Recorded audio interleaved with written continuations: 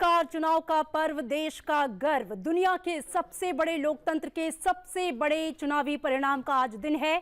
संसद टीवी पर आप देख रहे हैं 18वीं लोकसभा की 542 सीटों के नतीजों की महा कवरेज। मैं हूं आपके साथ अमृता चौरसिया और मेरे साथ है मेरे सहयोगी राजीव। रुझान आने शुरू हो गए हैं, आपको पल पल का अपडेट देंगे, लेकिन आपको बता दें कि 1 महीना 15 दिन 7 चरणों में संपन्न हुए विश्व के सबसे बड़े और लंबे चुनावों में कई रिकॉर्ड कायम हुए। जहां 64 करोड़ से ज्यादा वोटर्स ने वोट देकर विश्व रिकॉर्ड बनाया, तो सभी G7 देशों America, Britain, France, Germany, Italy, Japan और कनाडा के मतदाताओं की संख्या से जो 1.5 गुना है। वहीं देश की नारी शक्ति ने पिछले सभी रिकॉर्ड तोड़े। 31 करोड़ से ज्यादा महिलाओं ने वोट डाले। आम चुनाव 2024 में जम्मू कश्मीर में रिकॉर्ड 58% से ज्यादा मतदान हुआ, जो पिछले 4 दशकों में सबसे अधिक रहा। वहीं बुजुर्ग और युवा मतदाताओं ने भी इस चुनावी समर में नए ट्रेंड सेट किए। हर एक वोट जरूरी है। इसे मुमकिन करने के लिए चुनाव आयोग ने बर्फ की ऊंची पहाड़ियों से लेकर समंदर तक, जंगलों से लेकर जलाशयों तक पोलिंग बूथ बनाया, ताकि लोकतंत्र के इस महापर्व में कोई भी मतदाता छूट ना जाए। पहली बार 85 वर्ष से अधिक उम्र के बुजुर्गों और दिव्यांग लोगों के लिए घर से वोट देने की सुविधा दी गई। स्वीप कार्यक्रम के तहत वोटर्स को जागरूक किया गया, लिहाजा मतदाताओं ने भी उसी उत्साह और जोश के साथ लोकतंत्र के इस महापर्व में अपना फर्ज निभाया। अब देखना होगा दिलचस्प कि 18वीं लोकसभा की कैसी तस्वीर देश की जनता ने उकेरी है। राजीव जी Samrita, and welcome to our viewers. The trends are strengthening, the picture is getting fairly clear by the minute. What is the message we are getting from the voters? What are the factors that are causing the trends that we see in what has been the hottest election contests, literally? So let us begin with our guests. We have with us Devendra Shukla. He is a psephologist. We are also having Professor Manoj Kumar, Associate Professor, Dayal Singh College, Delhi University, and we will be shortly be joined by Pavitra Margarita, BJP member from Rajya Sabha, during the course of our program. To begin with, Mr. Shukla, are the trends on the expected lines, or we should see some changes in the coming hours? देखिए, लगभग 542 सीटें, क्योंकि एक seat जो है वो निर्विरोध elect हुए हैं बीजेपी के कैंडिडेट सूरत से। इसके अलावा 542 सीटों के ट्रेंड जो हैं वो आने हैं, तो उसमें से भी मुझे लगता है कि स्क्रीन पे सामने तो देख नहीं पा रहा हूँ अभी, लेकिन 520 से भी ज़्यादा सीटों के ट्रेंड आ चुके हैं। और जो रूलिंग अलायंस है अभी इस समय, वही जो है नतीजों में ट्रेंड में आप कहते हैं कि लीड कर रहा है। तो ये एक्सपेक्टेड ट्रेंड पे इसलिए कहे जा सकते हैं कि जो अभी 1 जून को जब मतदान की प्रक्रिया 7 चरणों में समाप्त हुई थी, तो उसके बाद जितने भी एग्जिट पोल आए थे उनमें सभी में जो है रूलिंग अलायंस को ही लीड दी गई थी, और वही अभी नतीजों में भी रिफ्लेक्ट हो रहा है। उनके मैग्नीट्यूड में डिफरेंस हो सकता है कि सीटों का अंतर दोनों अलायंसेस के बीच में कितना रहता है, ये देखने का होगा। जी मनोज, आपका रुख करना चाहूंगी मैं। चूंकि रुझान अभी आ रहे हैं, तस्वीर बहुत ज़्यादा क्लियर नहीं है, इसलिए इस पर बातचीत हम करेंगे, आगे करेंगे। लेकिन इस बार का जो लोकतंत्र का महापर्व रहा है 2024, इस साल को दुनिया का इलेक्शन ईयर कहा गया है। 50 से ज़्यादा देशों में चुनाव हुए हैं। भारत की बात करें तो लोकतंत्र के इस महापर्व में कई रिकॉर्ड बने हैं। इन रिकॉर्ड्स की अगर मैं बात करूं तो आप कैसे देखेंगे इस चुनावी महासमर को, 2024 को? देखिए, सबसे पहले तो मैं ये कहना चाहूँगा कि ये जो भारत का जो लोकतंत्र है, विश्व का सबसे बड़ा लोकतंत्र है, और उसमें जो चुनाव की प्रक्रिया है वो अपने आप में ही बहुत ही माइलस्टोन है। क्योंकि यहाँ का जो पॉपुलेशन है, और अभी इस बार का जो वोटर था लगभग 97 करोड़ वोटर्स थे, और उसमें जिन लोगों ने पार्टिसिपेट किया है, मुझे लगता है कि, और इस चीज़ को आज विश्व के सारे देशों इस चीज़ को देख रहे हैं कि भारत का लोकतंत्र किस प्रकार से 75 साल से डे बाई डे मजबूत हुआ है। और उसमें मैं विशेष करके खास करके इंस्टीट्यूशन की बात करना चाहूँगा। जो इलेक्शन कमीशन है, जिस प्रकार से डे बाई डे अपने आप को इम्प्रूव किया है टेक्नोलॉजी के माध्यम से जनता के बीच में जा करके, तो इससे मतदाताओं में एक रुझान बढ़ी है। और सबसे जो इंपॉर्टेंट बात है, क्योंकि भारत का जो मतदाता है, चाहे एक रिक्शा चलाने वाला हो और चाहे एक ऑफिस में बैठ के काम करने वाला हो, दोनों का जो मैंडेट है वो दोनों का इक्वल है, और जो कहीं ना कहीं लोकतंत्र को मजबूत करता है। और ये जो 18वीं लोकसभा है, उसमें पूरी तरीके से जो अभी रुझान जिस तरीके से दिख रहा है, और पिछले 10 सालों की जो एक सरकार है, जिस प्रकार से उसने जो काम किया, वो कहीं ना कहीं इस मैंडेट में रिफ्लेक्ट होगा। और आने वाले समय में जब आज शाम तक में जो भी रिजल्ट आएगा, वो कहीं ना कहीं इस लोकतंत्र को और मजबूती प्रदान करेगा। देवेंद्र शुक्ला, आपसे मेरा सवाल है कि 4 दशकों का रिकॉर्ड टूटा जम्मू कश्मीर में, बहुत सारी वजह रही, आबो हवा कैसी हो चुकी है घाटी की हम सभी को पता है। इस तस्वीर को आप कैसे देखते हैं? देखिए, वोटर टर्नआउट के पॉइंट ऑफ व्यू से, क्योंकि वो बड़े स्पष्ट रूप से आ गए। इलेक्शन कमीशन ने अभी जो कल एक पीसी की थी उसमें भी उन्होंने कहा था कि ये रिमार्केबल अचीवमेंट है, और ये वास्तव में है, क्योंकि जम्मू कश्मीर को हम सभी जानते हैं कि वो कितना जो है इलेक्ट्रली सेंसिटिव स्टेट रहा है, और उस स्टेट में भी अगर 50% प्लस लगभग 53 या 54% के आसपास मतदान रहा है, तो और ये लास्ट टाइम कभी ऐसा हुआ नहीं है उस स्टेट में कि 50% अब जो है वो वोटर टर्नआउट हो सके। तो अगर आधे से ज़्यादा लोगों ने मतदान किया है तो इसका मतलब है कि लोकतांत्रिक प्रक्रिया में लोगों का भरोसा बढ़ा है। दूसरा है कि सिक्योरिटी कंसर्न्स लोगों के कंपैरेटिवली जो बने हुए थे उनमें लोगों का भरोसा पड़ा है।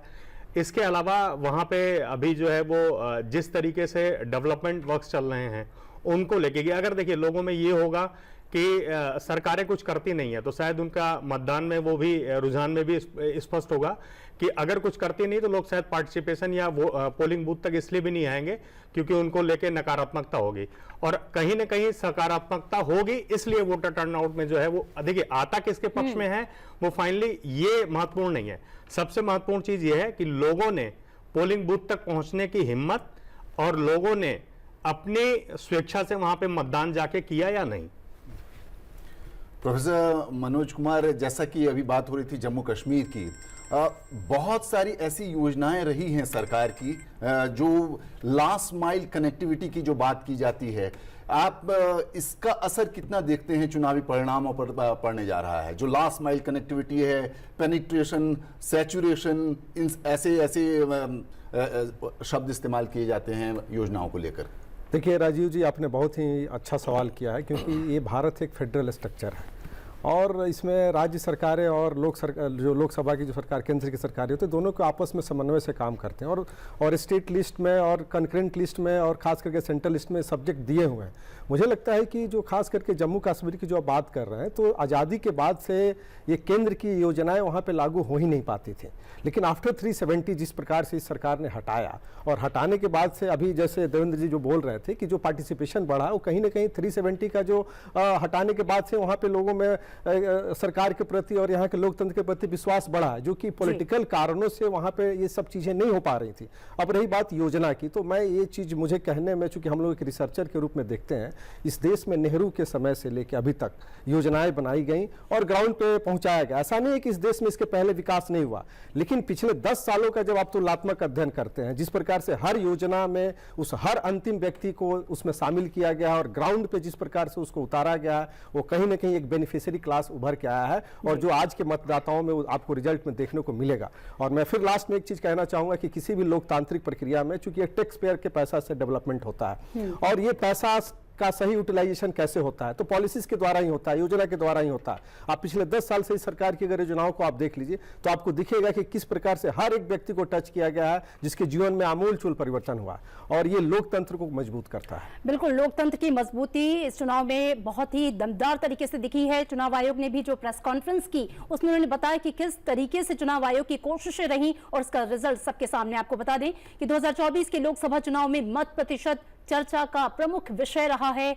विपक्ष ने मतदान प्रतिशत को लेकर चुनाव आयोग पर तमाम आरोप लगाए, जिनका खंडन करते हुए चुनाव आयोग ने 7 चरण में मतदान के आंकड़े पेश किए। तो क्या रहा इस बार का मतदान प्रतिशत, आइए देखिए इस रिपोर्ट में मेरी सहयोगी अर्चना मिश्रा के साथ।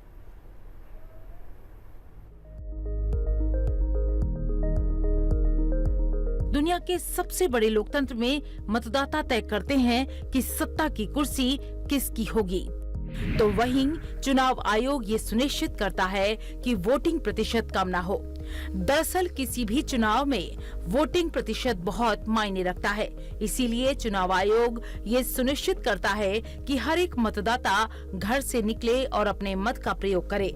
इसके लिए चुनाव से पहले बहुत तैयारियां की जाती हैं और जागरूकता अभियान भी चलाए जाते हैं, जिससे कि एक भी मतदाता अपने मताधिकार से वंचित न रह जाए और वोट प्रतिशत भी अच्छा हो।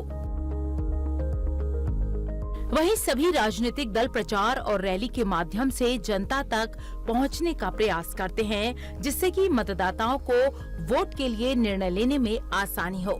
लेकिन वोटिंग प्रतिशत का बढ़ना या कम होना ये सटीक आकलन नहीं दे सकता कि कौन जीत रहा है और कौन हार रहा है। हर बार की तरह इस बार भी लोकसभा चुनाव 2024 की मतगणना से पहले मतदान प्रतिशत से बहुत से कयास लगाए गए, लेकिन फैसला तो रिजल्ट आने के बाद ही साफ हो पाता है। इस बार का लोकसभा चुनाव 7 चरणों में संपन्न हुआ। पहले चरण में मतदान प्रतिशत की बात करें तो लोकसभा चुनाव के पहले चरण में 19 अप्रैल को 102 सीटों पर मतदान हुआ। पहले चरण में कुल 66.14% मतदान हुआ, जिसमें पुरुषों का मतदान 66.22% और महिला टर्नआउट 66.07% और थर्ड जेंडर का प्रतिशत 31.32% दर्ज किया गया। वहीं 2019 के लोकसभा चुनाव की बात करें तो इन 102 सीटों पर 69.96% वोट पड़े थे। दूसरे चरण में 26 अप्रैल को 13 राज्यों की 88 लोकसभा सीटों पर मतदान संपन्न हुआ। दूसरे चरण में 66.71% मतदान दर्ज किया गया, जिसमें पुरुषों का वोटर टर्नआउट 66.99% और महिलाओं का 66.42% दर्ज किया गया, जबकि थर्ड जेंडर का 23.86% मतदान दर्ज किया गया। वहीं पिछले लोकसभा चुनाव में इन 88 सीटों पर कुल 70.09% मतदान हुआ था, जबकि इस बार का आंकड़ा 66.71% रहा। तीसरे चरण में 7 मई को 93 सीटों पर कुल 65.68% मतदान हुआ, जिसमें 66.89% पुरुष मतदान हुआ, जबकि 64.41% महिलाओं का मतदान हुआ, जबकि 25.2% थर्ड जेंडर का मतदान दर्ज किया गया। वहीं 2019 के लोकसभा चुनाव में इन 93 सीटों पर 66.89% लोगों ने अपने मताधिकार का इस्तेमाल किया था। चौथे चरण के मतदान प्रतिशत की बात करें तो लोकसभा चुनाव के चौथे चरण में 13 मई को 96 सीटों पर कुल 69.16% मतदान हुआ, जिसमें 69.58% पुरुष मतदान और जबकि 68.73% महिला मतदान हुआ। वहीं 34.23% थर्ड जेंडर का मतदान दर्ज किया गया, जबकि इन 96 सीटों पर 2019 के लोकसभा चुनाव में कुल 69.12% लोगों ने अपने मताधिकार का प्रयोग किया था। पांचवें चरण में मतदान प्रतिशत की बात करें तो लोकसभा चुनाव के पांचवें चरण में 20 मई को 49 सीटों पर कुल 62.2% मतदान हुआ, जिसमें 61.48% पुरुष मतदान जबकि 63% महिला मतदान हुआ। वहीं 21.96% थर्ड जेंडर का मतदान दर्ज किया गया। 2019 के लोकसभा चुनाव में इन 49 सीटों पर 62.01% मतदान दर्ज किया गया था।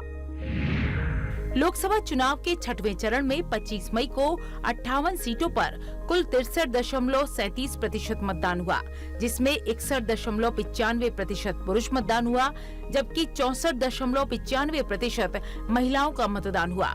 वहीं 18.67% थर्ड जेंडर का मतदान दर्ज किया गया। इन 58 सीटों पर 2019 के लोकसभा चुनावों में कुल 64.22% मतदान दर्ज किया गया था। लोकसभा चुनाव 2024 के 7वें चरण में 1 जून को 57 सीटों पर कुल 61.63% मतदान दर्ज किया गया, जबकि पिछले लोकसभा चुनाव में 7वें चरण की इन 57 सीटों पर 9.48 करोड़ मतदाता थे और कुल 6.19 करोड़ लोगों ने वोटिंग की थी। इस बार के लोकसभा चुनाव में शुरुआती 2 चरणों में ये कहा गया कि मतदान प्रतिशत कम रहा, लेकिन जब बाद में फाइनल आंकड़े दर्ज किए गए तो स्थिति अलग थी। कहीं मतदाताओं के मुद्दों की बात हुई तो कहीं राजनीतिक विशेषज्ञों ने मतदान प्रतिशत से ही हार और जीत के समीकरण तय करने शुरू कर दिए। वहीं विपक्षी दलों ने मतदान प्रतिशत को लेकर चुनाव आयोग पर आरोप भी लगाए। तो कुल मिलाकर देखा जाए कि वोटिंग प्रतिशत से ये तय करना मुश्किल है कि कौन सत्ता पर काबिज होगा और कौन सत्ता से बाहर होगा। तो ये वो तस्वीर जो कि चुनाव आयोग ने बताई, चुनाव प्रतिशत के हिसाब से, वोट प्रतिशत के हिसाब से काफी उत्साहजनक तस्वीर रही। हमारे साथ हमारे एक और गेस्ट जुड़ चुके हैं, पवित्रा मार्गरेटा जो कि एमपी हैं राज्यसभा। बहुत स्वागत है आपका संसद टीवी में। आप आज का जो चुनाव परिणाम आने वाला है, सबकी निगाहें टिकी हुई हैं, बहुत सारे माइलस्टोन अचीव किए हैं इस पूरे चुनावी समर में। इलेक्शन कमीशन की ओर से सबका कल तफ्तीश से सबकी जानकारी भी दी गई। सबसे पहले आपका कमेंट मैं जानना चाहूंगी आज के इस रिजल्ट पर। हाँ, मैं अभी हूँ असम का भाजपा मुख्यालय गुवाहाटी में। So it's a very environment. People are in a mood to celebrate. In Assam and Northeast, we have 25 seats, and according to the initial trend, we are leading in 18 seats. And in Assam, there are 14 Lok Sabha seats, and out of these 14 seats, we are leading in 11 seats. So we are optimistic that out of 14 seats, we are going to get 12 and 18 or 20 plus as a whole in the Northeast. So पूरा असम एवं north east Modi ji के साथ है। सबको पता है कि मोदी जी असम को नॉर्थ को ईशान कुंभ पे अवस्थित लक्ष्मी मानते हैं, और he considers always Assam and the North East to be the growth engine of modern India. So we have the parallel duty. We have a duty to gift Modi ji the strength cooperation through this Lok Sabha seats. So it's a very good news are coming from all the nooks and corners of the country. We have seen that in almost all the states we are leading. So present plan is that in more than 310 seats we are leading. That is BJP and NDA. So ये पक्का है, although it is not the right time because it is very initial stage. So it is very tough to react. But morning shows the day. Morning shows the day. That is why we are optimistic that we are definitely hour by hour, we are inching towards the magic figure of 400 for us. Although the magic figure is 272, but slogan यही है आपकी बार 400 पार. So हम optimistic है कि हम 400 तक पहुंच जाएंगे. Mr. Margarita, ever since Prime Minister Modi took oath in 2014, his policy towards the northeastern states has been to have a more focus on that area, which has been left out in the growth story of India in the early administrations, he had said. So, do you think that the concentration on northeast in the last 10 years of the Modi governments is going to play out in a major way in the number of seats that the NDA is going to win from the northeast? Yeah, perfectly said, sir. Because you see, earlier we, the northeastern people, northeastern states, the people of northeast were always considered to be on the periphery. But when Modi ji took charge as the Pradhan Sevak of this country, we, the northeastern people, are considered to be the center stage. This is the difference. You see, with due honor, I must mention here that earlier occasion we sent one very learned person and luminary in the field of administration and economics to the Rajya Sabha, and he occupied one of the very high post in Indian democracy. But although he represented Assam, he visited during his tenure of 10 years only 8 to 9 times. But our Pradhan Mantri Narendra Modi ji has visited Northeast for 65 times. This reflects what? This reflects Modi's love and affection for the northeastern states. Moreover, the budgetary allocation for Northeast was only 36,000 crore plus minus approximately during EPA regime. But now it has increased by triples, nearing 1 lakh crore. Earlier, we had only 3 river bridges over the giant river, mighty river Brahmaputra. Now it is going to be 10. We had only 6 medical colleges in the state of Assam. Now it is going to be 23. So this reflects us. And already I once mentioned in the Rajya Sabha that the first railway station in the state of Nagaland we got in 1903. And for the second railway station, you'll be surprised to know, we had to wait for 119 years. So after Modi ji took charge as the Prime Minister, the state of Nagaland got the second railway station after 119 years. This is the change. Not only infrastructure development, not only जी infrastructure जी development to बहुत prevail the शुक्रिया peace and harmony. Pabitra Margherita हमसे बातचीत करने के लिए studio में देवेंद्र शुक्ला जी हमारे साथ मौजूद हैं। हम जानते हैं कि जो काउंटिंग है 542 पर चल रही है, चूंकि एक सूरत की सीट जो है वो पहले ही बीजेपी के पास जा चुकी है, तो 542 पे इस समय काउंटिंग चल रही है। जो लेटेस्ट जानकारी मिली है वो ये केंद्रीय चुनाव आयोग की तरफ से कि 475 सीटों पर रुझान आ चुके हैं, जिसमें 207 सीटों पर बीजेपी की बढ़त है, 80 सीटों पर कांग्रेस की, 30 सीटों पर सपा। इसके अलावा जो लेटेस्ट अपडेट है आप तक पहुंचाएंगे अपने सहयोगी के माध्यम से। देवेंद्र शुक्ला जी, अगर इन चुनावों की बात करें, बहुत सारे फैक्टर्स हैं जो लोगों के जहन में है, लेकिन इस बार जो वोटिंग ट्रेंड अब दिखेगा, आपको क्या लगता है कौन से ऐसे अहम फैक्टर हैं जो डिसाइडिंग फैक्टर्स होंगे?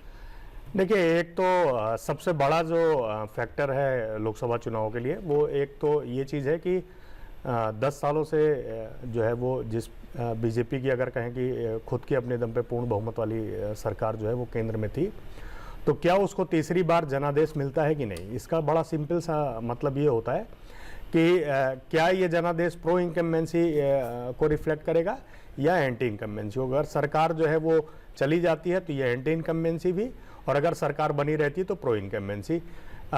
ये हो सकता है कि हाँ, सरकार किस नंबर से आती है ये देखने की एक अलग चीज होगी, लेकिन 272 का जो हाफ वे मार्क है उसको क्या बीजेपी अपने अकेले खुद के आंकड़े को लेके आ पाती है या वो सहयोगी दलों के साथ आती है? तो सबसे बड़ी चीज तो ये है कि पहला जो परीक्षण इस लोकसभा चुनाव के लिए होगा कि क्या सरकार को जनता द्वारा या वोटरों द्वारा अलग अलग मुद्दों को लेके, उनकी वर्क एफिशिएंसी को लेके पसंद किया गया है कि नहीं। दूसरी चीज ये कि लोकसभा के जो चुनाव हैं वो पूरे देश में अलग अलग राज्यों में राज्य सरकारों की जो पार्टियों की जो सरकारें हैं वो राज्यों में अलग अलग भी हो सकती हैं। कुछ राज्यों में एक ही पार्टी की सरकार है जो केंद्र में ही है, और कुछ राज्यों में अलग अलग है, तो उनके नतीजे भी आपको अलग अलग तरीके से दिखाई देंगे।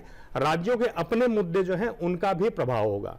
तीसरा ये है कि बार बार जब ये कहा जाता है कि सरकार जो है वो भ्रष्टाचार के मुद्दे पर जो है अपने को आगे और अपनी कार्यक्षमता को लेके, योजनाओं को लेके, तो इन तीनों चीजों का भी परीक्षण होगा कि क्या योजनाएं वास्तव में केंद्र से जो लागू लॉन्च की गई थी वो धरातल पे उतरी, क्या भ्रष्टाचार का मुद्दा जो है वो विपक्ष उस तरीके से मौजूदा सरकार के खिलाफ यूज कर पाया या नहीं, या उसको जनता ने भरोसा किया कि नहीं। दूसरा ये कि विकास कार्यों की जो बात केंद्र सरकार करती है वो करती ही है या आंकड़ों में ही है कि जनता ने वास्तव में ये स्वीकार किया है कि हाँ जो विकास है वो हुआ है। तो ये प्रमुख ऐसे मुद्दे हैं जिन पे इस लोकसभा चुनाव के परिणामों का बहुत बड़ा दारोमदार जो है वो निर्धारित होगा। जी, आपके पास लौटेंगे मेरे सहयोगी न्यूज रूम से जुड़े हैं पवन, लेंगे उनसे ताजा अपडेट। पवन, चूंकि रुझान आने शुरू हो चुके हैं, 475 सीटों पर फिलहाल आ चुके हैं, लेटेस्ट अपडेट आपके पास क्या है इस वक्त? अमृता, जहां तक बात करें कि जो रुझान तो आ ही रहे हैं और हम लगातार टीवी स्क्रीन पे वो बदल भी रहे हैं, पर सबसे बड़ी बात है कि जो भारत की चुनावी प्रक्रिया है वो सबसे बड़ी चुनावी प्रक्रिया है देश की।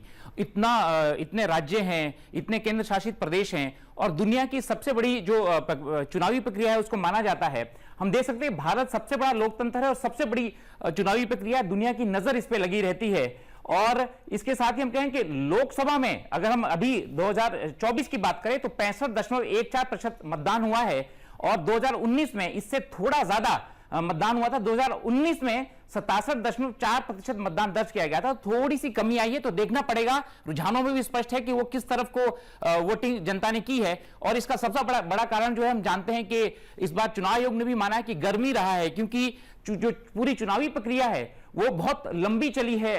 अमृता, इसमें 1952 के बाद सबसे बड़ी लंबी अवधि तक चलने वाला ये चुनाव है। 1952 में पहला चुनाव हुआ था, उस वक्त जो है 4 महीने तक चुनाव चला था देश में 1952 में, और उसके बाद अब 2024 में 46 दिनों की जो लंबी प्रक्रिया है वो चली है। 1980 में सिर्फ 4 दिन में चुनाव जो है वो संपन्न हो गए थे देश में। ये कुछ चुनावी फैक्ट्स आपके सामने बता रहा हूं मैं, क्योंकि ये सारा चीजें भारत की लोकतांत्रिक प्रक्रिया से, जो मतदान हुआ 2024 का आम चुनाव हुआ है, उससे जुड़ा रहता है। तो ये 39 दिन तक प्रक्रिया चली थी। 2019 में 39 दिन चली थी, 2024 में ये जो है वो 46 दिन चली है अमृता, ये प्रक्रिया पूरी की प्रक्रिया।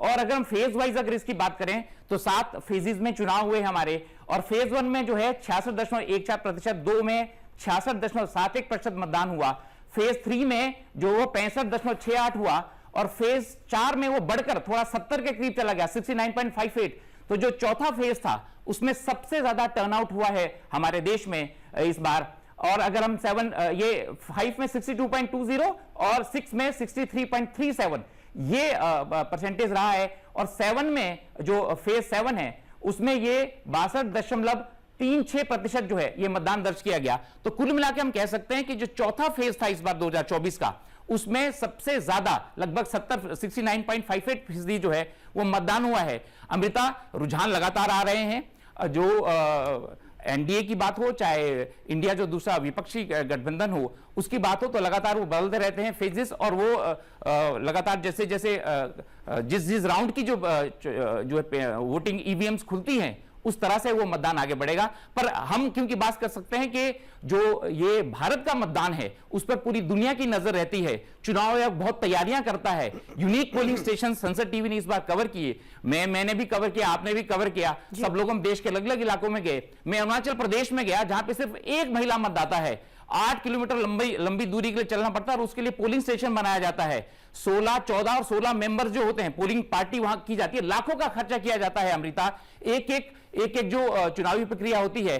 तो ये बहुत खूबसूरती है भारत के लोकतंत्र की कि बड़े शांतिपूर्ण बिना हिंसा के इतना बड़ा चुनावी जो प्रक्रिया है वो होती है। खास बात ये भी है कि जो G7 के 7 देश हैं अमृता, उसमें 7 देशों में उससे 1.5 गुना जो है इतने वोटर्स हैं भारत में। और इसके अलावा जो यूरोपियन यूनियन है उसके जो 27 देश है यूरोपियन यूनियन के, उनसे 2.5 गुना वोटर्स हमारे देश में हैं। तो यह खूबसूरती है कि इतनी बड़ी चुनावी प्रक्रिया, जो दुनिया की सबसे बड़ी चुनावी प्रक्रिया है, भारत के सबसे बड़ा लोकतंत्र हम सब जानते हैं, इसको शांतिपूर्ण तरीके से संपन्न किया गया और उसके रुझान और उसका परिणाम आज हम सब देख रहे हैं। बहुत ही सुनहरी तस्वीर भारत के इस चुनावी समर में पूरी दुनिया ने देखी। शुक्ला जी, मैं आपका रुख करना चाहूंगी। विमेन वोटर्स का जिस तरह इस बार हमने उत्साह देखा, चाहे मैं खुद यूनिक पोलिंग बूथ में हिमाचल प्रदेश के कांगड़ा जिले के एक सत कुठेड़ा गांव गई थी, जो कि एक टापू पर बसा हुआ गांव है, वहां जाने के लिए भी नाव का सहारा लेना पड़ता है। वहां पर मात्र 81 वोटर्स थे, वहां पर वोटिंग के लिए पोलिंग बूथ चुनाव आयोग ने सेटअप किया था। लेकिन वहां पर मैंने देखा गांव की महिलाएं सुबह सज धज के तैयार होकर वोटिंग के लिए आ चुकी थी, अपने घर का काम धाम छोड़कर। वुमेन में इतना उत्साह हमने देखा है, जो कि आंकड़ों में झलक रहा है। 31 करोड़ से ज्यादा अब तक का हाईएस्ट जो वोटिंग परसेंटेज है वुमेन्स का, वो देखने को मिला आम चुनावों में। इसे आप कैसे देखते हैं? क्या वजह रही कि वुमेन में इतना उत्साह?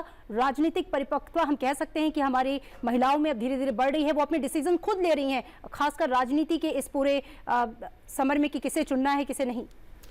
देखिए, एक तो इलेक्शन कमीशन को इसके लिए जो है वो बधाई का पात्र है कि महिलाओं का मतदान जो है वो बढ़ा है।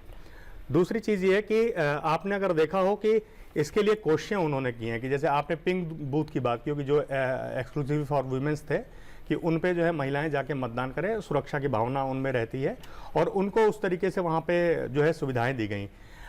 दूसरी चीज़ ये है कि जब महिला मतदान की हम बात करते हैं तो ये सिर्फ ये लोकसभा चुनाव ही नहीं, आप बल्कि 2019 के बाद से लोकसभा के जो चुनाव हुए थे इसके पहले के, उसके बाद से देश के सभी राज्यों में लगभग 30 राज्यों के आसपास जो हैं और केंद्र शासित प्रदेश हैं, उनमें जो है जो वोटिंग का जो अगर आप ट्रेंड देखें तो महिलाओं का वोटर टर्नआउट लगातार उठा है जी। अगर आप 2019 या 2014 की तुलना में जो है वो पुरुषों और महिलाओं के मतदान प्रतिशत के आंकड़ों की बात करें या उनमें तुलना करें तो 2019 में महिलाओं और पुरुषों के बीच का जो मतदान था वो ऑल टाइम, मतलब आज़ादी के बाद से सबसे कम 0.7% का गैप रह गया था और मुझे लगता है कि अभी भी 1% के भीतर ही ये गैप होगा। दूसरी चीज़ ये है कि महिलाओं का जो पार्टिसिपेशन है वो क्यों बहुत महत्वपूर्ण है, क्योंकि ये देखा गया है कि आमतौर से जब भी महिलाएं किसी भी राज्य में ज्यादा मतदान करती हैं पुरुषों की तुलना में या उनके लगभग बराबर करती हैं, तो जो मैंडेट है किसी भी राजनीतिक दल का है वो हंग टाइप का नहीं आता है, बड़ा डिसिसिव काइंड ऑफ आता है। तो ये भी इसलिए महत्वपूर्ण था कि महिलाओं का मतदान जो है वो बढ़ गया है। दूसरी चीज है कि अगर आप 100 में 66 की बात करते हैं कि 66% के आसपास मतदान हुआ है, तो इसका मतलब है कि 1/3 लोग अभी भी छूट गए हैं। ये गौर करने की चीज है। लेकिन 66% अपने आप में एक बहुत ही रिमार्केबल जिसे कहते हैं कि नंबर्स हैं जो कि मतदाताओं में रिफ्लेक्ट हुए। आपको अगर हाउस की हम बात करें तो लोकसभा के भीतर ही जो लास्ट के सेशन चलेंगे उनमें मातृशक्ति वंदन अधिनियम करके एक एक्ट आया, जिसमें कि ये हुआ कि आगे जो है वो रिप्रेजेंटेशन जो है महिलाओं का बढ़ाने के लिए उसको लेजिस्लेशन को लाया गया था, उसका भी प्रभाव कहीं दिखेगा। दूसरी बात है कि केंद्र या राज्य के स्तर पे चाहे भी जिस भी दल की सरकार हो, वुमेन सेंट्रिक बहुत सारी योजनाएं चलाई गई हैं और लगातार इन योजनाओं का जो प्रभाव है वो आपको देखने को मिला। इसका बहुत बड़ा एग्जाम्पल जो है वो अभी रिसेंटली जो इसके लोकसभा के चुनाव के जस्ट पहले जो विधानसभा के चुनाव हुए थे, उसमें मध्य प्रदेश में देखा गया कि महिलाओं का जो वोटर टर्नआउट है वो पुरुषों की तुलना में लगभग 4 से 5% ज्यादा था। तो मेरा ऐसा मानना है कि जो 2019 का बाद ये जो लोकसभा चुनाव है और महिलाओं और पुरुषों के वोटर टर्नआउट में जो बहुत छोटा सा गैप है, वो एक जिसे कहते हैं कि एक स्पष्ट बहुमत वाली सरकार की ओर जो है मैंडेट को निर्धारित करने में बहुत ज्यादा महत्वपूर्ण साबित होगा। जी मनोज कुमार जी, आपसे मैं वर्ल्ड इलेक्शन ईयर को लेकर बात करना चाहूंगी। पहले भी हमने बताया कि 50 से ज्यादा देशों में इलेक्शन, और जो कुल मिला के वर्ल्ड की मोर देन हाफ पीपल्स जो थी वो इलेक्शन में एंगेज रही। मानते हैं जो आउटकम आएगा वो आने वाले समय में या आने वाले दशकों में ग्लोबल पॉलिटिक्स को एक शेप देगा? कितना इंपॉर्टेंट है 2024 का ये साल वर्ल्ड पॉलिटिक्स की बात करें? देखिए अमृता जी, ग्लोबलाइजेशन भारत में 91 में एक्सेप्ट किया गया और आज पूरा विश्व इससे मतलब एक तरीके से उसमें शामिल है, और आज के डेट में कोई भी देश या कोई भी व्यक्ति इससे अपने आप को अलग नहीं कर सकता है। और भारत उसमें विश्व का सबसे बड़ा देश है पॉपुलेशन के हिसाब से, क्योंकि हम कोई भी पॉलिसीज या कानून जब बनाते हैं तो उसका सबसे बिगेस्ट स्टेक होल्डर भारत की जनसंख्या है, भारत के नागरिक है, और उसमें भारत के लोगों का पार्टिसिपेशन अगर बढ़ता है तो कहीं ना कहीं उसको और मजबूत करेगा। और रही बात, चूंकि आपने ग्लोबलाइजेशन की बात की, तो आपको देखना होगा कि आज भी जो हम फर्स्ट वर्ल्ड की बात करते हैं, जो फर्स्ट इकोनॉमी की बात करते हैं, तो उसमें सबसे बिगेस्ट स्टेक होल्डर भारत है। लेकिन डिसीजन मेकिंग में हम कहीं ना कहीं, चाहे यूनाइटेड नेशन ऑर्गेनाइजेशन हो, चाहे वर्ल्ड बैंक हो, WTO हो, जो कि हमारे पूरे देश, भारत देश ही नहीं विश्व के सारे देशों के लिए कानून बनाते हैं, पॉलिसीज उसी के हिसाब से बनती है, लेकिन हम उसमें हमारा रिप्रेजेंटेशन कहां पे है? तो उसके लिए भी आज का जो लोकतांत्रिक जो चुनाव हो रहा है उसमें एक मैंडेट है कि किस प्रकार से हमें उसमें हिस्सेदारी मिलती है, हम कैसे अपने उसमें पार्टिसिपेशन कर सकते हैं और किस प्रकार से डिसीजन को अपने फेवर में कर सकते हैं, जिससे कि जो स्टेक होल्डर है, जो भारत की जनसंख्या, उसको हम बेनिफिट पहुंचा सके जमीनी स्तर पे और तकनीकी स्तर से भी। क्योंकि आज देख सकते हैं कि आर्टिफिशियल AI का युग आ गया है। आज ग्लोबलाइजेशन में जिस प्रकार से हर देश एक प्रतिस्पर्धा कंपटीशन में है, प्रोडक्शन की तरफ जा रहा है, और तो इसीलिए हर नेशन को अगर उसमें पार्टिसिपेट करना है तो उसके लिए प्रोडक्शन करना बहुत जरूरी है। जब तक हम मैन्युफैक्चरिंग नहीं करेंगे तो सिर्फ हम कंज्यूमर बन के रह जाएंगे, जिसके चलते सिर्फ हमारा एक बाजार रहेगा जो कि अभी तक चलते आ रहा था। लेकिन अगर आप इसको अगर सरकार वाइज तुलना करें तो पिछले 10 सालों में भारत ने इस पर बहुत ही अच्छा काम किया है। जिस प्रकार से, चाहे आप बजट में देख सकते हैं, डिफेंस में हम सबसे ज्यादा खर्च करते हैं, लेकिन आज हम डिफेंस में प्रोडक्शन कर रहे हैं। इसी तरीके से बहुत सारे सेक्टर हैं जहां पे हम जो यूज करते हैं उसका हम प्रोडक्शन कर रहे हैं। तो कहीं ना कहीं ये भारत की अर्थव्यवस्था और अभी जो विकसित भारत का जो कंसेप्ट चल रहा है, और हम वर्ल्ड की अभी 5वीं अर्थव्यवस्था है और तीसरी अर्थव्यवस्था की जो बात हो रही है, पूरा विश्व, पूरा वर्ल्ड बैंक इस चीज को रिकॉग्नाइज कर रहा है कि आने वाले 2 से 3 साल समय में भारत तीसरी अर्थव्यवस्था बनेगी। तो मुझे लगता है कि ये जो ग्लोबलाइजेशन में अगर हम प्रोडक्शन करते हैं और पॉलिसीज मेकिंग में अपनी अपनी भूमिका अदा करते हैं तो नो डाउट भारत तीसरी अर्थव्यवस्था भी बनेगी और विकसित भारत का जो कंसेप्ट है वो कहीं ना कहीं हम उसको अचीव कर सकते हैं। देवेंद्र शुक्ला जी, एक बात हम आंकड़ों की कर रहे थे आपसे लास्ट सवाल में, तो एक आंकड़ा ये जो है कि चुनाव आयोग की कोशिश रहती है कि चुनाव दर चुनाव ये मत प्रतिशत जो है लगातार बढ़ता जाए। इसी कोशिश में हम यूनिक पोलिंग स्टेशन भी गए, जहां जिक्र कर रही थी हमारी सहयोगी अमृता, और हमने हर फेज में कवर किया यूनिक पोलिंग स्टेशन, जहां कई बार तो एक मतदाता के लिए भी तमाम जो अमला है वो पहुंचता है एक मत कराने के लिए। इस बार जो चुनाव है वो पहली बार, जो मेरी याददाश्त में कम से कम, चुनाव तो अमूमन गर्मियों के महीने में ही हो रहे हैं, लेकिन पहली बार है कि जून तक खिंच गया है चुनाव। जो ये कोशिश रही है चुनाव आयोग की मत प्रतिशत बढ़ाने की, और जो चुनाव इतना लेट, मतलब एक्सट्रीम जो गर्मी कही जा सकती है, और कुछ हद तक चुनाव आयोग ने भी कल अपने प्रेस कॉन्फ्रेंस में कबूल किया है कि ये एक रूल रहा है। आप इसे कैसे देखते हैं, और इसमें कोशिश को आगे मत प्रतिशत को और बढ़ाने के लिए क्या चुनाव को कुछ आगे पीछे किया जा सकता है? क्या आपका क्या सुझाव रहेगा? देखिए, ये तय सी बात है कि कहीं ना कहीं नीतिगत स्तर पे ये थोड़ी सी चूक हुई है चुनाव आयोग से कि उन्होंने जो चुनाव है, लास्ट टाइम जो इलेक्शन हुए थे संभवतः उसके 19 मई के आसपास जो है वो नतीजे आ गए थे। आज हम 4 जून को है लगभग। और दूसरी चीज है कि जैसे एक हम लोग देसी शब्दावली में बोलते हैं नवतपा, कि 9 ऐसे दिन जो सबसे अधिक गर्मी के होते हैं, तो वो अभी चल रहे थे।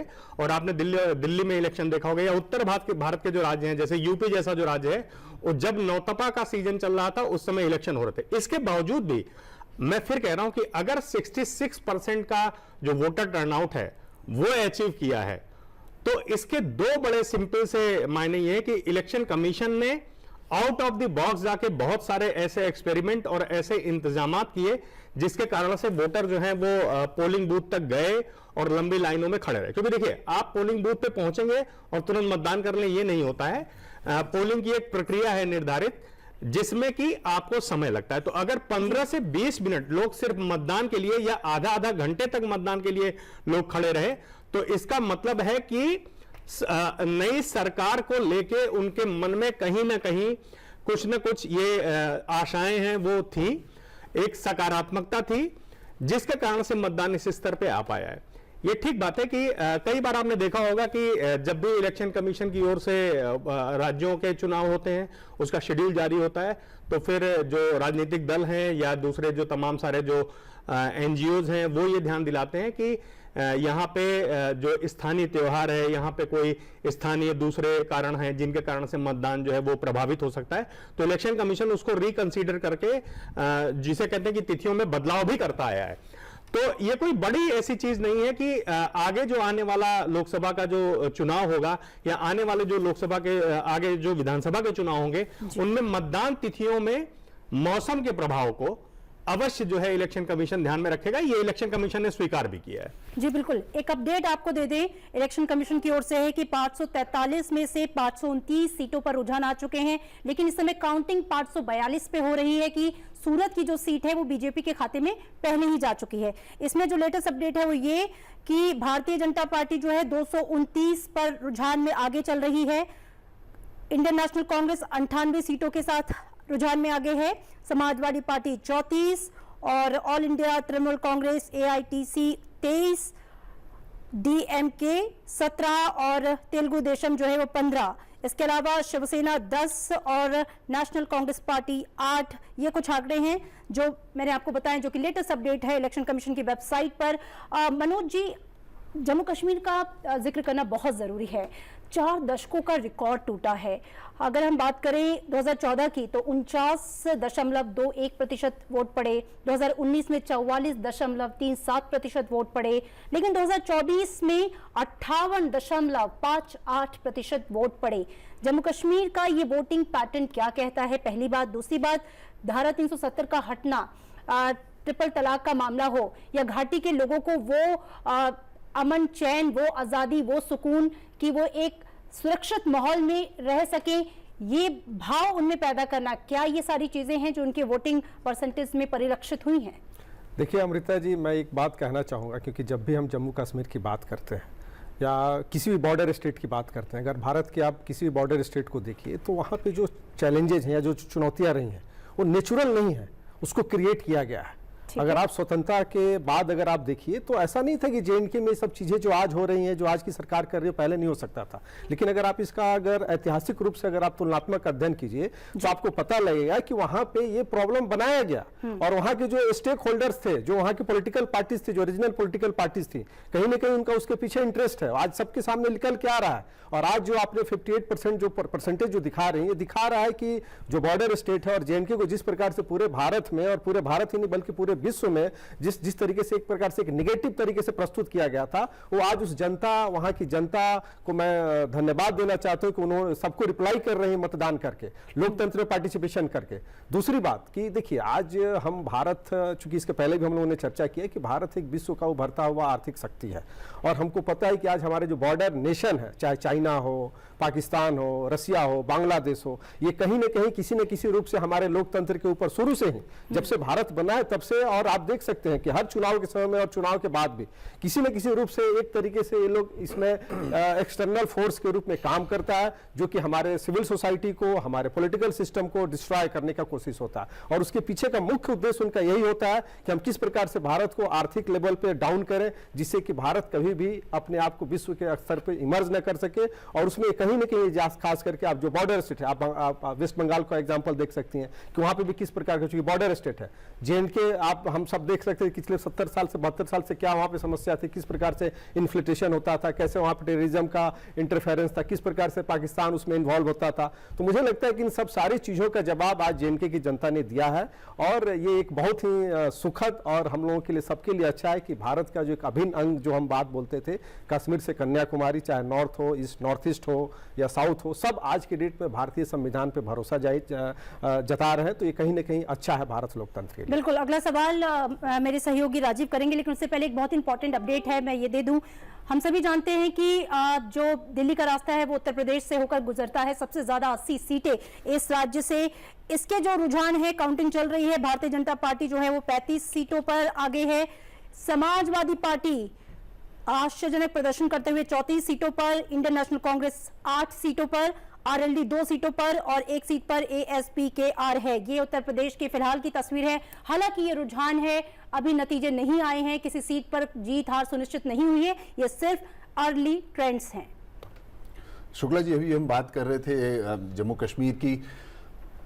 ये जो चुनाव है, इसमें जो मोर देन 50% वाले, एक 50% का एक साइकोलॉजिकल बैरियर जो था घाटी में, खास करके जो मैं बात कर रहा हूं, कुल मिलाकर के हम जानते हैं कि करीब 58% का मतदान हुआ है पूरे जम्मू कश्मीर जो यूनियन टेरिटरी है, लेकिन घाटी में भी 50% से ज्यादा हुआ है। इसको पाकिस्तान किस नजरिए से देगा? More than 50% people in a way are testing themselves to the Constitution of India. देखिए क्या कहते हैं, चुनाव के दौरान बहुत बार ये बात की गई है कि संविधान खतरे में, संविधान खतरे में।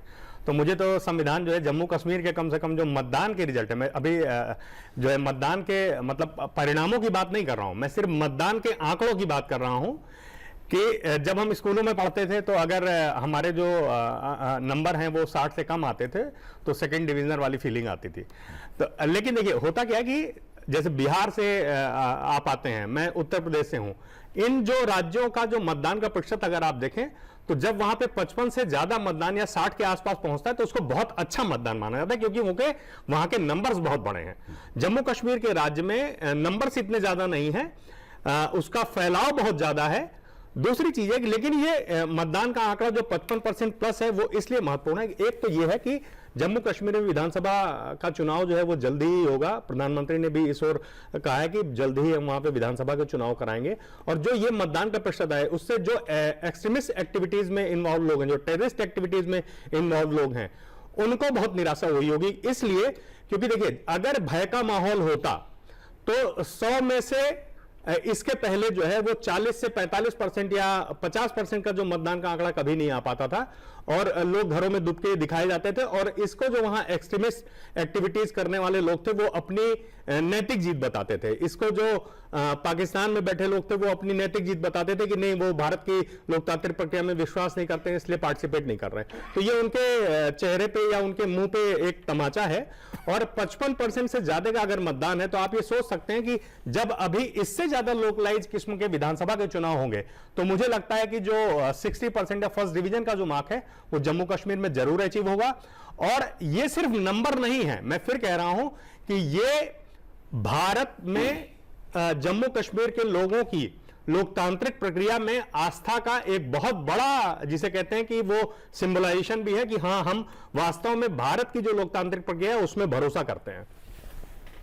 जी शुक्ला जी, लोकसभा चुनाव के साथ इस बार अभी 2 स्टेट का तो हम रिजल्ट जानते ही हैं, जो जहां पर असेंबली पोल्स हुए, अरुणाचल और सिक्किम। 2 का नतीजा आज हमें पता चलेगा। इनिशियल रुझान अभी फिलहाल तो मेरे पास अभी नहीं है, लेकिन मतलब क्या अनुमान लगाया जा सकता है कि किस ओर जाएगी? आंध्र प्रदेश की बात अगर हम करें तो देखिए, आंध्र प्रदेश और उड़ीसा में जो है वो विधानसभा के चुनाव अरुणाचल और सिक्किम के साथ हुए थे। अरुणाचल और सिक्किम, इस बार अभी हम लोग जम्मू कश्मीर की चर्चा कर रहे थे, तो अरुणाचल और सिक्किम इसलिए भी महत्वपूर्ण है, उनकी जो काउंटिंग की प्रक्रिया है वो कल ही समाप्त हो चुकी है और वहां पे रूलिंग पार्टी बीजेपी अरुणाचल में थी, उसने फिर से वहां पे सरकार पिछली बार से ज्यादा नंबर लेके आई है। सिक्किम में जो सिक्किम क्रांतिकारी मोर्चा था वो पिछली बार हाफवे मार्क से सिर्फ एक सीट ज्यादा थी, 17 थी, इस बार वो लगभग 31 के आसपास आ गए हैं। तो वहां पे जो गवर्नमेंट थी प्रो इनकम्बेंसी रही और उन पार्टियों ने फिर से वहां पे रिपीट किया है। आंध्र प्रदेश का मामला बड़ा इंटरेस्टिंग है। वहां पे 10 साल से वाईएसआरसीपी की सरकार जो है वो चल रही थी, उसके लिए इस बार खतरे की घंटी है ऐसा बताया जा रहा है। अभी जब आप रुझान बताएंगे तो शायद इससे इस बात की तस्दीक हो पाएगी। उड़ीसा में जो बीजेपी की जो सरकार थी वो भी बहुत लंबे समय से चल रही है, तो एक तरीके से 10 साल के ज्यादा वाली सरकारों के रहने या जाने की बात जो है वो आज तय हो पाएगी और वो अभी जब ट्रेंड्स के आंकड़े आप बताएंगे तो ये तय हो पाएगा कि ये वास्तव में वहां पे हुआ क्या है जमीन जी पे। बिल्कुल। यहाँ पर एक और अपडेट आपको दे दें कि प्रधानमंत्री नरेंद्र मोदी अपनी सीट यानी कि वाराणसी से अपने जो विरोधी हैं कांग्रेस के अजय राय, उनसे 21,629 वोटों से आगे चल रहे हैं। ये इस वक्त का अपडेट है और इसके साथ ही तमाम हाई प्रोफाइल चेहरे हैं इस बार।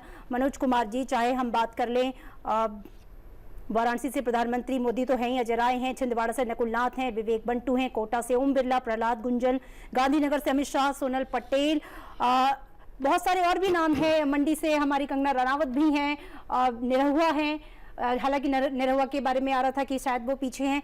तो ये जो हाई प्रोफाइल कैंडिडेट्स, इनकी किस्मत दाव पे लगी है, तमाम केंद्रीय मंत्री हैं। क्या देख रहे हैं हाई प्रोफाइल जो कैंडिडेट्स हैं, उनका जो अभी रुझान आ रहा है उसके लिहाज से आप क्या कहना चाहेंगे? किस तरह से इस चुनाव में उनकी साख दाव पे लगी है?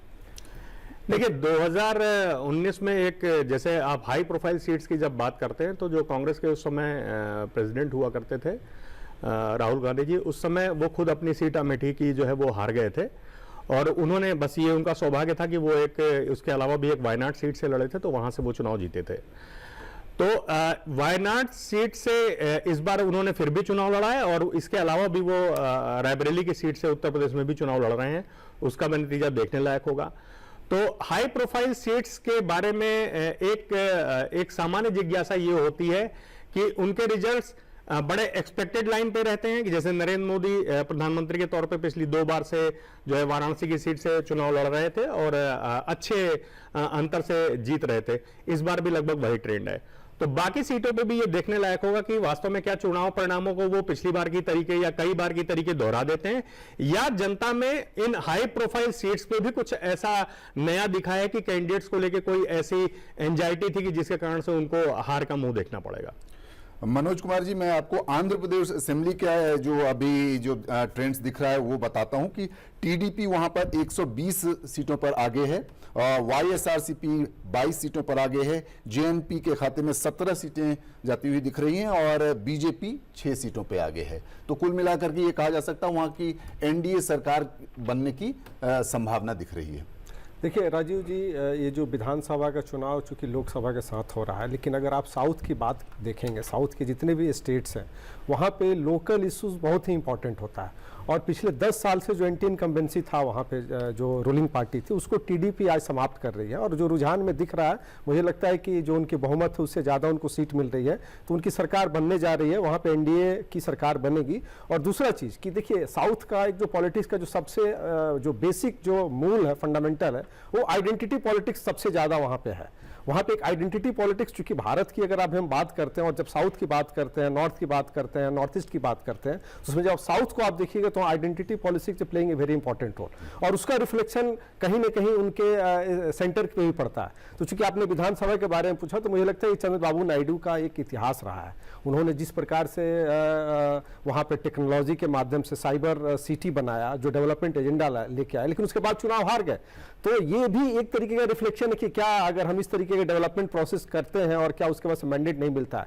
आखिर 10 साल बाद उन्हें फिर ये मौका वहाँ की जनता दे रही है, तो मुझे लगता है कि अभी का जो समय है उसमें कहीं ना कहीं वो और अच्छा रोल प्ले करेंगे। और चूंकि बीजेपी के साथ उनकी एलाई है और अभी केंद्र सरकार में अगर बीजेपी की सरकार जो अभी दिख रहा है अगर बनती है तो ये फिर से वहाँ डबल इंजन की सरकार होगी और ये फिर वहाँ के स्टेट के लिए एक अच्छा और पॉजिटिव साइन रहेगा। शुक्ला जी, अब हम उड़ीसा की अगर बात कर लें तो फिलहाल जो रुझान दिख रहे हैं 147 सीटों में, वो बीजेपी के पक्ष में 60 सीटें जाती हुई दिख रही हैं। बीजेडी 45 सीटों पर आगे है, आईएनसी यानी कि कांग्रेस पार्टी 9 सीटों पर और इंडिपेंडेंट 2 सीटों पर, सीपीआईएम 1 सीट पर। देखिए राजीव, क्या कहते हैं, अगर उड़ीसा के जो विधानसभा के ट्रेंड आप बता रहे हैं उसको अगर आप एक बार में अभी आपने पढ़ा तो मैं फिर से जो है वो कहूंगा कि दोबारा इसको पढ़िए, क्योंकि ऐसा है कि देखिए उड़ीसा में बहुत लंबे समय से बीजेडी की सरकार थी और ऐसा माना जा रहा था कि बड़ा अनकंटेस्टेड काइंड ऑफ इलेक्शन वहां पे हुआ करता था। नवीन पटनायक का जो सिक्का है वहां पे बहुत जबरदस्त तरीके से चलता था। इस बार भी ऐसा हो रहा था कि 2024 का भी लोकसभा चुनाव है, उसमें बीजेपी के सामने 2 विकल्प थे कि क्या वो लोकसभा चुनाव में अपने नंबर्स को ठीक करने के लिए या जिसे कहते हैं कि 543 सीटों पे जो लोकसभा का चुनाव है उनमें बेहतर स्थिति में रहने के लिए बीजेडी से अलायंस कर ले के या ना। तो उसने इस चुनौती को स्वीकार किया और उन्होंने अकेले लोकसभा के चुनाव में जाने का निर्णय लिया। बीजेडी और बीजेपी दोनों अलग अलग होकर चुनाव लड़े और लोकसभा चुनाव का जब अभी आप ट्रेंड बताएंगे तो मुझे लगता है कि न सिर्फ विधानसभा में बल्कि लोकसभा में भी बीजेपी जो है वो बीजेडी की तुलना में, ये देखिए एक तो चीज ये है कि 2019 का लोकसभा चुनाव जब हो रहा था तो उड़ीसा की 21 सीटों में से बीजेपी और बीजेडी के बीच में लगभग हाफ सीटों का बंटवारा हो गया था। तो इस बार महत्वपूर्ण चीज ये थी, यही ट्रेंड आपका दिखाई दिया था लोकसभा चुनाव के लिए वेस्ट बंगाल में। तो इस बार ये देखने की चीज थी कि क्या बीजेपी बीजेडी को पीछे छोड़ पाती है कि नहीं। जो बीजेपी का इंटरनल असेसमेंट था वो ये कह रहा था कि बीजेडी को लेकर इस बार कहीं ना कहीं एंटी इनकम्बेंसी एक बन चुकी है, बीजेपी के फेवर में माहौल है, तो उन्होंने चुनाव में अकेले जाने का निर्णय लिया। और अगर ट्रेंड ऐसे ही बने रहे तो मुझे लगता है कि जो एक उन्होंने ये एक निर्णय लिया था कि वो इस चुनाव में बीजेडी के खिलाफ जो है वो चुनाव लड़ेंगे, उसका उन्हें फायदा निश्चित रूप से मिला है। बिल्कुल, दिल्ली की राजधानी जो है 7 सीट लोकसभा की, वहां का भी बता दें कि फिलहाल बीजेपी जो है 7 सीटों पर आगे चल रही है। कुल मिला के पिक्चर अभी धीरे धीरे क्लियर होगी क्योंकि जो रुझान आ रहे हैं वो शुरुआती हैं, अभी कुछ भी कहा नहीं जा सकता, जल्दबाजी होगी। मनोज जी, हम लगातार बात कर रहे हैं कि इस बार चुनाव में बहुत सारे ट्रेंड सेट हुए हैं। अगर मैं आपसे कहूं कि 2024 को हम किन चीज़ों के लिए याद करेंगे, क्योंकि रिजल्ट तो अभी आना बाकी है, लेकिन चुनावी जो समर रहा, जो प्रक्रिया रही और जिसने कई माइलस्टोन स्थापित किए, तो कैसे आप इसको बताएंगे? देखिए अमृता जी, इस देश में जितने भी चुनाव हुए हैं हर चुनाव के अलग मुद्दे होते हैं।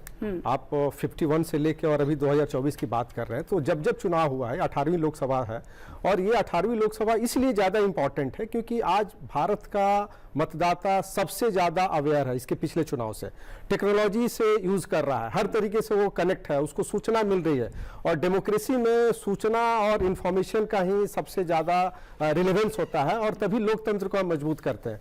दूसरी बात, क्योंकि 2014 में जब मोदी जी प्रधानमंत्री बन के आए तो उस समय जो यूपीए की जो 10 साल की सरकार थी मनमोहन सिंह जी की, उसमें जिस प्रकार से करप्शन और खास करके जो पूरे देश की जनता ने एक तरीके से उनको रिमूव किया और 282 सीट बीजेपी को दिया और उस 5 साल में जिस प्रकार से भारत के प्रधानमंत्री नरेंद्र मोदी जी ने जो काम किया और उसके बाद से 2019 का अगर आप चुनाव देखिए तो उस पर देश की जनता ने एक स्वतः ये तय कर लिया था कि इस बार एक मौका हमें और देना है। तो ये 10 साल का जो कार्यकाल है, अभी जो 2024 में जो चुनाव में जो हमारी रूलिंग पार्टी गई है, तो अगर आप इसका तुलनात्मक अध्ययन करेंगे तो इन्होंने एक नैरेटिव दिया था, सबका साथ सबका विकास का जो कंसेप्ट को लेके आगे बढ़ रहे थे। आप उनकी जितनी भी योजनाएं हैं अगर आप उसको देखते हैं तो उसमें कहीं ना कहीं किसी न किसी रूप से कहीं पे भी किसी भी वर्ग के साथ डिस्क्रिमिनेशन नहीं है। और खास करके बीजेपी का जो ओरिजिन हुआ था, उस ओरिजिन में जो उनका मेन मुद्दा था चाहे 370 हो, ट्रिपल तलाक हो, यूसीसी हो, राम मंदिर हो, तो इन्होंने सब चीजें वो करके दिया इस देश की जनता को। तो इसीलिए इस बार का चुनाव का जो मैंडेट है ये बड़ा ही डिसाइसिव होने वाला है, क्योंकि इस देश की जनता, इस देश की जो बहुसंख्यक समाज है क्या सोचता है, और वहीं दूसरी तरफ जो विपक्ष है जो एक नैरेटिव लेके चल रहे थे कि यहाँ की जितने भी इंस्टीट्यूशंस हैं, आज देखिए आज हम सब लोग के इंस्टीट्यूशन के पार्ट है, लोकसभा टीवी एक इंस्टीट्यूशन का पार्ट है, लेकिन आप देख सकते हैं 75 साल में हर इंस्टीट्यूशन ने काम किया है और सबने अपनी अच्छाइयों को लेके समाज के बीच में उसको प्रभावित किया। लेकिन जिस प्रकार से अपोजिशन इंस्टीट्यूशन पे खड़ा कर रहा था, कभी सुप्रीम कोर्ट पे खड़ा कर रहा था, इलेक्शन कमीशन पे खड़ा कर रहा था, यहाँ ईडी पे कर रहा था, सीबीआई पे कर रहा था, तो ये अगर आप देखिए तो मुझे लगता है कि भारत की जनता इस चीज को समझ रही है और उसको लेके अगर ये मैंडेट अगर आता है तो ये बहुत ही इंपॉर्टेंट होगा कि इस देश की जनता किसको सुनना चाहती है, किसको देखना चाहती है, क्या समझती है। तो मैं ये कहना चाहूंगा आखिर में कि ये जो 2018 जो लोकसभा है इस देश के लिए ही नहीं बल्कि पूरे विश्व के लिए एक बहुत ही मैसेज और माइलस्टोन मैसेज देने वाला है, क्योंकि 2024 के बाद अगर आप देखिए तो भारत में 3-4 चीज बहुत इंपॉर्टेंट चीज होने जा रहा है। 2025 में सेंसस जनसंख्या का गणना होना है, 2026 में आपका जो डिलिमिटेशन है उसको करना है, परिसीमन करना है, उसके बाद से आप देखिए जो 33% जो रिजर्वेशन महिलाओं को दिया गया है उसको लागू करना है। तो मुझे लगता है कि ये जो समय है ये भारत के लिए और पूरे भारत की जनता के लिए बहुत निर्णायक साबित होने जी बिल्कुल। एक अपडेट अपने दर्शकों को दे दें, जो पूरी तस्वीर है देश के लोकसभा चुनाव 2024 की इलेक्शन कमीशन के आंकड़ों के हिसाब से मैं अगर आपको बताऊं तो 536 सीटों पर अर्ली ट्रेंड्स यानी कि रुझान आ चुके हैं। 223 पर बीजेपी लीड कर रही है, 99 सीटों पर कांग्रेस, 22 सीटों पर ऑल इंडिया तृणमूल कांग्रेस यानी एआईटीसी, 19 सीटों पर डीएमके, तेलुगु देशम पार्टी 15 सीटों पर, जनता दल 14, शिवसेना 11, नेशनल कांग्रेस पार्टी 8, शिवसेना 6। तो ये फिलहाल देश की पिक्चर है। 536 सीटों पर रुझान आ चुके हैं। राजीव, 36 सीटों पर समाजवादी पार्टी आगे है। और मैं देवेंद्र शुक्ला जी से ये पूछना चाहूंगा कि जो बीजेपी के एलाइज हैं बिहार में, खास करके आप देखें कि जनता दल यूनाइटेड है 13 सीटों पर अभी आगे है फिलहाल, और पासवान जी की पार्टी जो है वो 5 पे लड़ी थी और 5 पे फिलहाल आगे चल रही है। तो इससे क्या संकेत मिल रहे हैं? देखिए, बिहार में एक चीज ये थी कि नीतीश कुमार जो है वो 2019 के बाद में एक बार आरजेडी के साथ उन्होंने राज्य में सरकार चेंज की और फिर वो वापस चुनाव से भी कुछ समय पहले बीजेपी के साथ लौट आए। तो बिहार में आपको ये बिल्कुल क्लियर होगा राजीव कि वहां पे कास्ट फैक्टर जो है वो अपने आप में किसी भी चुनाव में, चाहे वो लोकसभा का चुनाव हो चाहे विधानसभा का चुनाव हो, इसमें महत्वपूर्ण भूमिका निभाता है। ये एक मान्यता टाइप में है। लेकिन पिछले आप 2014, 2019 और अब ये इलेक्शन देखें तो आपको ये ट्रेंड दिखाई देगा कि वहां पे एक तरीके से बीजेपी के साथ, क्योंकि 2014 का जो चुनाव था वो जेडीयू और बीजेपी ने अलग अलग तौर पे लड़ा था, वहां पे लगभग सभी पार्टियां अलग अलग होकर चुनाव लड़ रही थी और बीजेपी ने उस समय भी लगभग एलजेपी के साथ मिलकर क्लीन स्वीप किया था। तो अभी जो ट्रेंड ये दिख रहा है, बीजेपी के नंबर अभी आप और बताएंगे तो ये क्लियर हो जाएगा।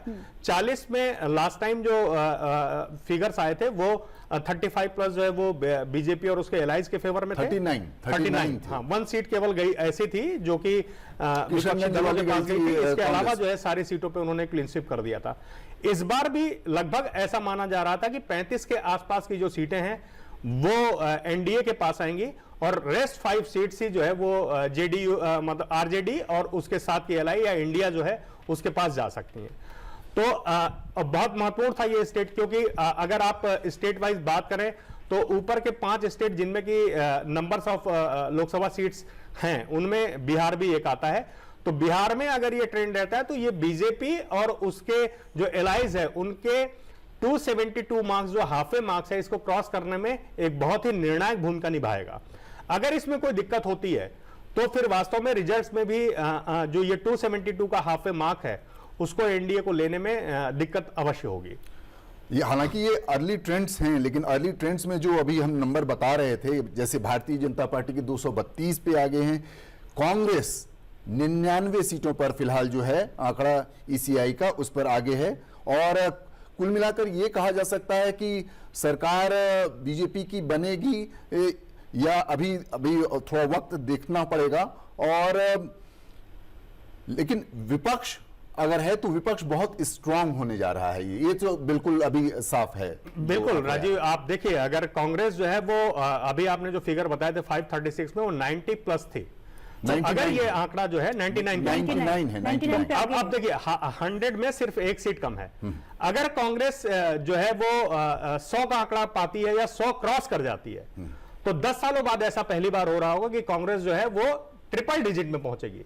इसके पहले 2014 2019 के जो लोकसभा चुनाव है उसमें आप देखें तो कांग्रेस का आंकड़ा संभवतः एक बार 45 और एक बार जो है वो 52 या 55 के आसपास। जैसे हम बात कर रहे हैं तो 2 सीट अभी फिलहाल कांग्रेस की घटी है 99 से 97, और 2 सीट समाजवादी की भी घटी है, 36 पे जो चल रही थी वो 34 पे है। देखिए राजीव, एक बहुत महत्वपूर्ण चीज है कि जब आप एनडीए और इंडिया की बात करते हो तो आप एक बहुत बेसिक फर्क आपको समझ लेना चाहिए, ये बहुत महत्वपूर्ण है, आपके दर्शकों को समझा देता हूं। जब आप एनडीए की बात करते हैं तो आप जब जैसे जो अभी जो फिगर्स आप देखेंगे टैली उठा के, मेरे पास सामने नहीं है लेकिन मैं आपको बता रहा हूं कि ऐसा ही हो रहा होगा कि अगर टोटल जो एनडीए के जो फिगर्स हैं वो 270 के आसपास आ रहे होंगे तो उसमें से मेजर जो चंक है वो बीजेपी का होगा। आपने अभी बताया कि 536 में 220 सीट, 220 प्लस सीट जो हैं ये अकेले बीजेपी की हैं। 237। इसके उलट अगर आप इंडिया अलायंस में जाएंगे तो वहां पे जो 150 सीट्स के आसपास आ रही या 200 के आसपास सीट्स आ रही होंगी, उसमें कांग्रेस और उसके एलाइज का जो नंबर है वो लगभग बराबर आ रहा होगा। इसके पीछे की चीज आप ऐसे समझिए कि जो 543 सीट्स हैं उसमें 200 सीट्स ऐसी हैं जिनमें बीजेपी और कांग्रेस पहले और दूसरे नंबर पे रहती हैं, कि 200 सीटें ऐसी हैं कि जिनमें बीजेपी और कांग्रेस को आमने सामने फाइट करनी पड़ती है। तो जो आपको अभी ये फिगर दिख रहा है कि 100 कांग्रेस और 200 प्लस जो है बीजेपी, दुगने का अंतर, तो इसका मतलब है कि कितना भी हो जाए, काउंटिंग का कोई भी फिगर आ जाए, यह तय रहेगा कि सरकार का स्वरूप जो है वो पिछली बार से थोड़ा सा चेंज हो सकता है, लेकिन उसके स्वभाव में सर से पैर के बल वाला परिवर्तन नहीं आ सकता। दूसरी बात यह है कि कांग्रेस के लिए यह बहुत रिमार्केबल अचीवमेंट होगा अगर वो 90 to 100 का आंकड़ा जो है क्रॉस करती है। वो स्टेट्स में भी मजबूत होगी कि जिन स्टेट से ये सीटें लेके आ रही होगी कांग्रेस का, क्योंकि किसी एक स्टेट में ऐसा नहीं है कि वो वहां से 25 या 30 सीटें लेके आने की स्थिति में आ पाए। तो अगर वो 10 या 15 सीटें लेके अलग अलग 10 स्टेट से आती है तो आप ये देखिए कि उन राज्यों में कांग्रेस का जो टेम्परामेंट है वो बिल्कुल चेंज हो जाएगा और आगे आने वाले समय में बीजेपी को ये एक चैलेंज के रूप में लेना पड़ेगा। जी मनोज जी, अगर अब हम बात करें महाराष्ट्र की तो अभी वहां पर बीजेपी के क्या आंकड़े चल रहे हैं ये तो अभी फिलहाल मैं नहीं बता पाऊंगा, लेकिन ये जरूर बता सकता हूं कि शिवसेना उद्धव बाला साहब ठाकरे वाला जो गुट है उसे 11 सीटें पर अभी लीड है, और नेशनलिस्ट कांग्रेस पार्टी शरद चंद्र पवार ये 8 सीटों पे आगे है, तो 11 और 8 19 हो गए यही। तो वहां पे भी टसल बहुत स्ट्रांग चल रहा है, एकदम मध्य में, जैसा कि बहुत प्रेडिक्शंस भी आ रहे थे, लगभग कई बार वैसी तस्वीर उभर रही है।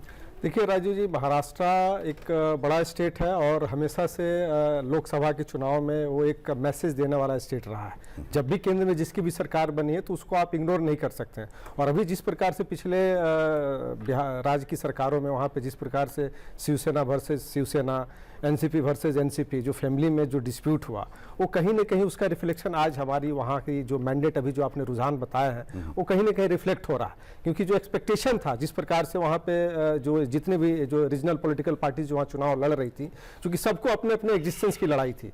एनसीपी अपने आप को बचाना चाह रहा था, शिवसेना अपने आप को बचाना चाह रही थी, और जो वहाँ रूलिंग सरकार है, एनडीए की सरकार है, उसमें जो अभी शिंदे जो नेतृत्व कर रहे हैं उनको अपने उस चीज़ को बचाना था। तो मुझे लगता है कि ये इस देश की महाराष्ट्र की जो जनता है इस चीज़ को कहीं ना कहीं एक मैसेज मैंडेट के माध्यम से देना चाह रही है। और अभी मुझे लगता है कि जब फाइनल इसका टैली आएगा तब हम लोग इसका आकलन ज़्यादा अच्छा से कर सकते हैं कि महाराष्ट्र क्या चाहती है, महाराष्ट्र की जनता क्या चाहती है। शुक्ला जी, आप कुछ महाराष्ट्र के बारे में कहना चाह रहे हैं, तो उससे पहले मैं एक और ये आंकड़ा आपको बता दूं कि शिवसेना जो शिंदे ग्रुप है उसको 6 सीटें अभी फिलहाल मिलती हुई दिख रही हैं। देखिए राजीव, अगर हम 2019 के लोकसभा चुनाव की बात करें और इस जो महाराष्ट्र के ट्रेंड की बात करें तो आपको ये चीज बताना चाहूंगा कि 2019 में 48 में से लगभग मेरा जहां तक ध्यान है कि 43 सीटें के आसपास ऐसी थी कि वो बीजेपी और उसकी एलाई शिवसेना ने स्वीप कर दी थी, मतलब 48 में से मामला सीधे सीधे वन वे हो गया था।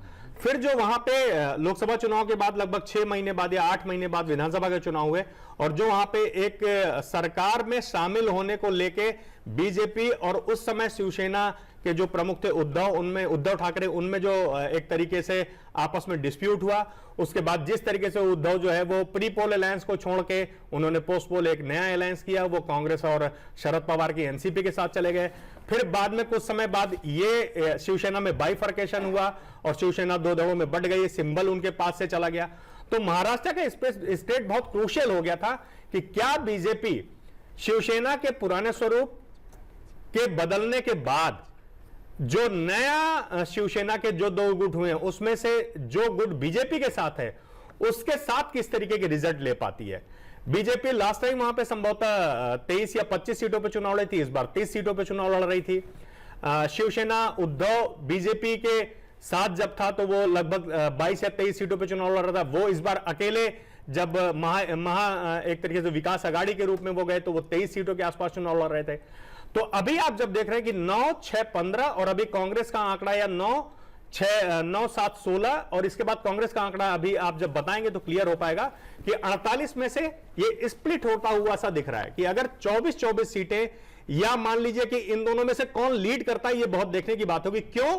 क्योंकि महाराष्ट्र के जो विधानसभा के चुनाव हैं वो बमुश्किल 6 महीने बाद वहां पे हो जाने हैं।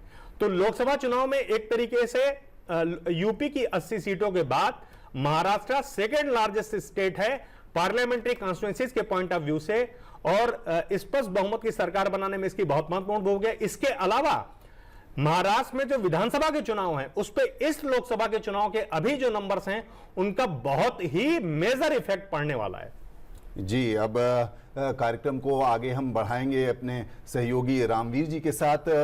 रामवीर जी का अब इस बीच में एक रिपोर्ट अपना देख लेते हैं। चुनाव में गुमनाम नायक चुनाव अधिकारी किस तरह से पूरी चुनाव प्रक्रिया में अहम भूमिका निभाते हैं, इस पर हम एक रिपोर्ट देख लेते हैं।